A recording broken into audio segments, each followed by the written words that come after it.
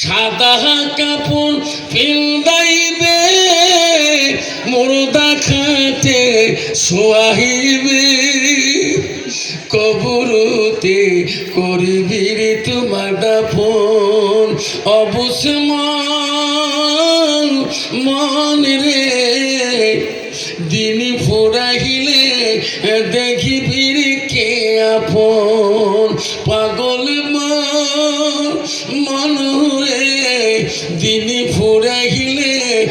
দেখিবি রে কে আপন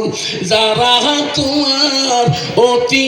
আপন তারাই তোমার পরাইবে কাপন যারা তোমার অতি আপন তারাই তোমার পরাইবে কাপন তারাই তোমার করিবে রে দাফন